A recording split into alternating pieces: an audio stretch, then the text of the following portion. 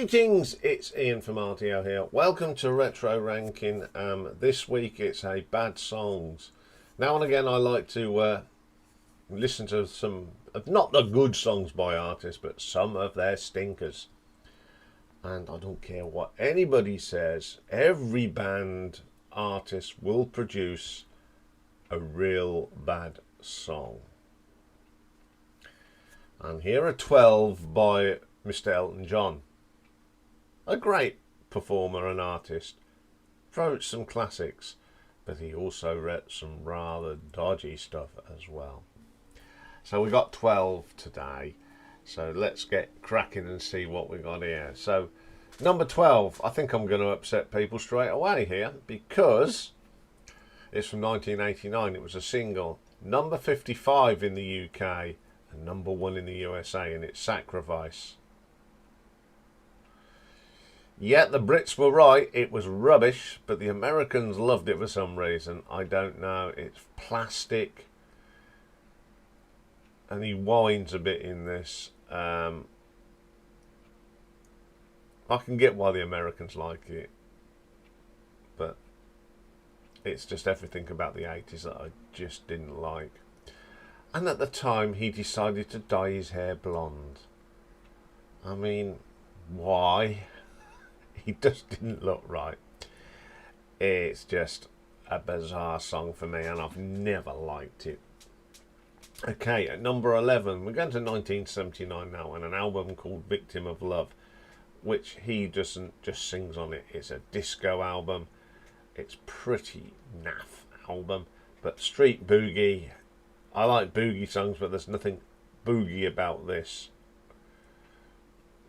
It's just there. What's going on there? Not for me, I'm sorry.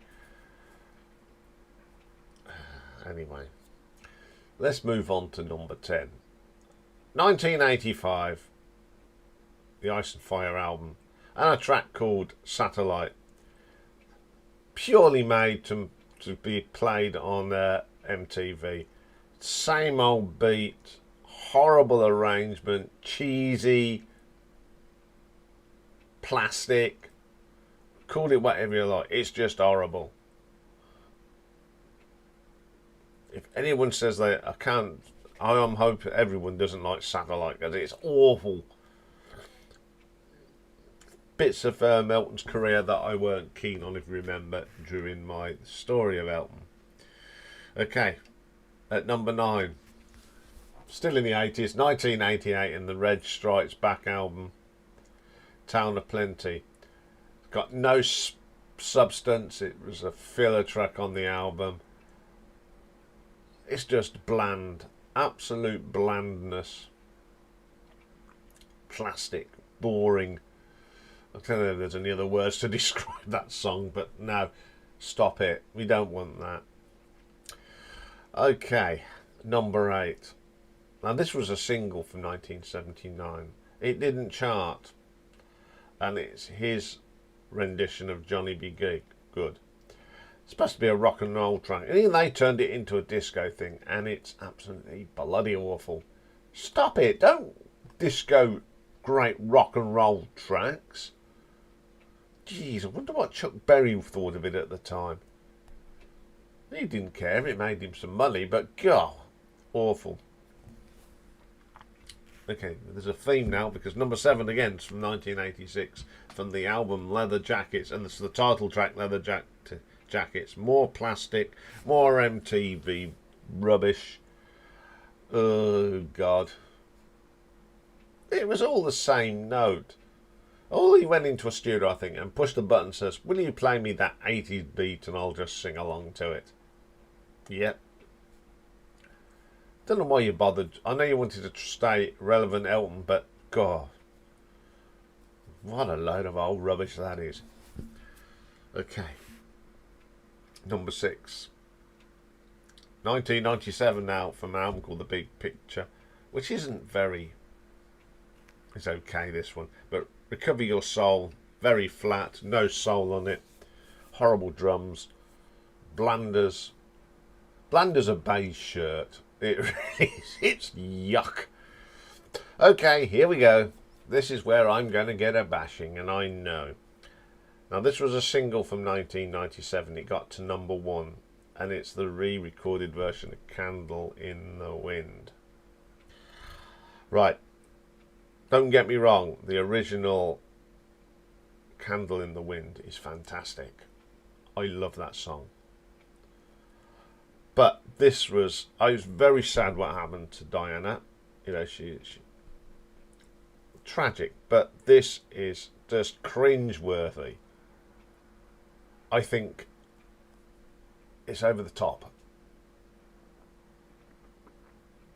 And of course every sucker fell for it, except me. I just couldn't listen to it. I thought it was awful. Okay, #4. Back to that Ice on Fire album, This Town.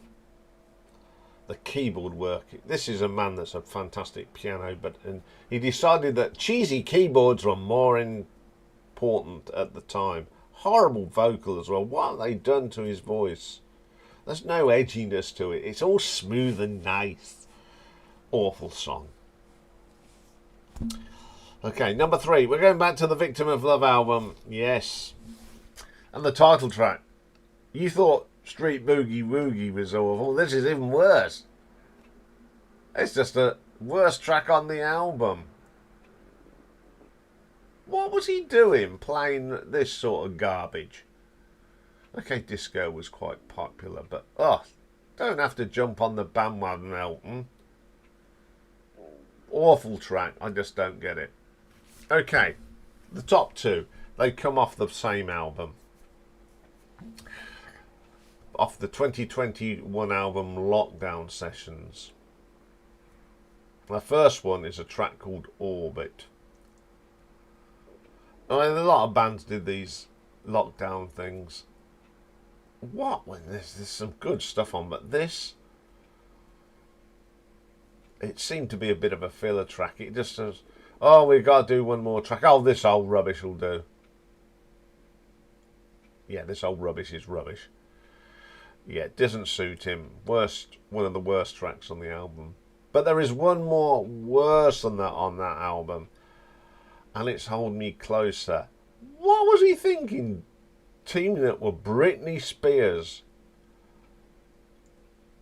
Oh, God. This old man trying to stay... it's an older man trying to stay relevant, singing with a wannabe pop... and has-been pop star. Trying to stay relevant. Horrible song. Horrible singing. Horrible, horrible, horrible, horrible. All the way through.